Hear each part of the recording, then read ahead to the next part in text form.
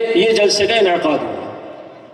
شروع میں کچھ پریشانیاں بھی آئی، کچھ سال لگے اس میں، لیکن الحمدللہ ہمارا یہ مجمع بہت مبارکباد کے قابل ہے کہ اس مجمع کی داد دینا ہوگی کہ اس نے یہ ثابت کیا کہ انشاءاللہ ہم اپنی رات کو کالی رات نہیں ہونے دیں گے، بلکہ اس رات کو نورانی رات بنا لیں گے۔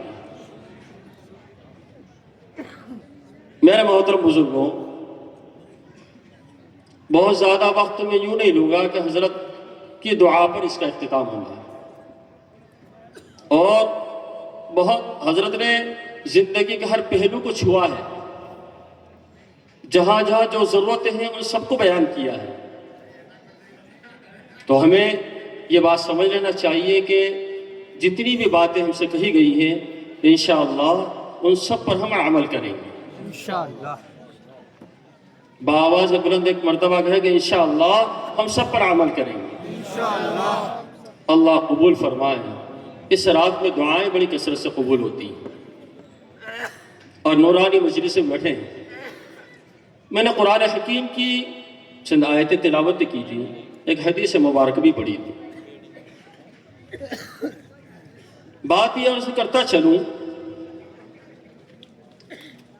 کہ یہ جو وہ دور ہے، اس دور کے اندر آپ کے ایمان کو چھیننے کے لیے، آپ کو مرتد بنانے کے لیے، بظاہر آپ دکھنے میں مسلمان ہو لیکن حقیقت جو ہے ایمان سے خالی ہو، اس کی کوشش کرنے کے لیے دشمنان اسلام نے، اور سب سے بڑا ہم سب کا دشمن جو ابلیس ہے، اس نے ایسی چالاکی اختیار کر رکھی ہے اور ایسی چال بازی اختیار کر رکھی ہے، اور جو مسلمانوں کے دشمن ہیں، ایمان کے دشمن ہیں، ان لوگوں نے بھی ایسی حکمتیں اختیار کر لی ہیں کہ جس سے ہمیں ایسا محسوس ہوتا ہے کہ ہم مسلمان تو ہیں، لیکن حقیقت یہ کہ ہم مسلمان اس وقت میں نہیں ہوتے ہیں۔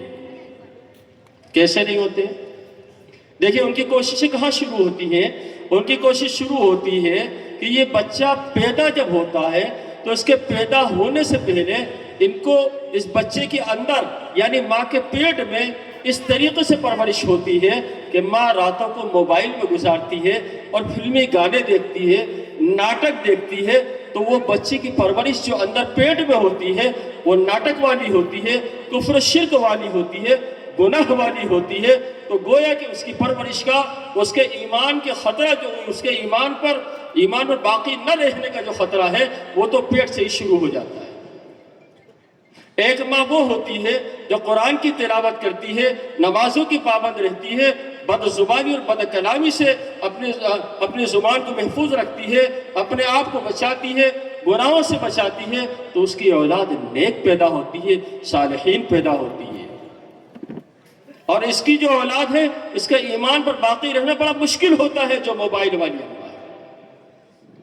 تو یہ ہمارے ہاتھ میں جھنجھنا دے دیا کہ اب یہ اس کے اندر آپ کوئی اگر اچھی کوئی تقریر بھی سن رہا ہوتے ہیں موبائل میں، تو وہ تقریر چل رہی ہوتی ہے اور اس تقریر کے بیچ میں ایک ایڈ آ جاتا ہے، ایڈ جو آپ کے ہٹانے سے بھی نہیں ہٹتا، اس کو دیکھنا ہی ہوتا ہے آپ کو۔ یہ آنکھوں کا جو دروازہ ہے نا، اس سے وہ گھس جاتی ہے۔ تو یہ پہلا اسٹیپ یہاں سے شروع کیا۔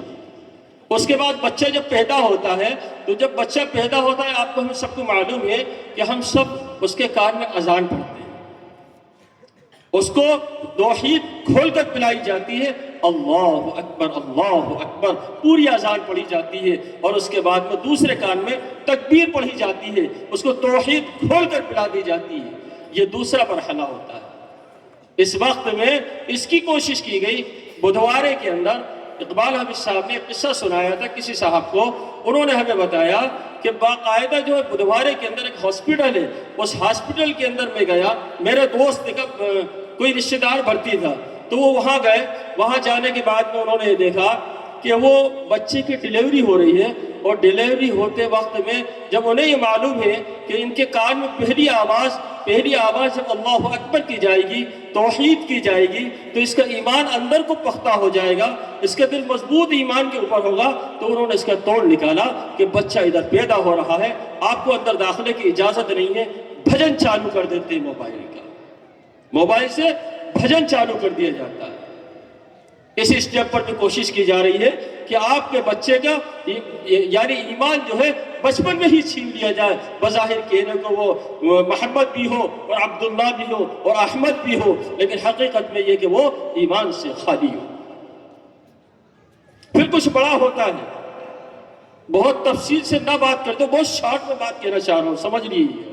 پھر وہ کچھ بڑا ہوتا ہے تو پھر اس کو ہم کہاں پہنچاتے ہیں؟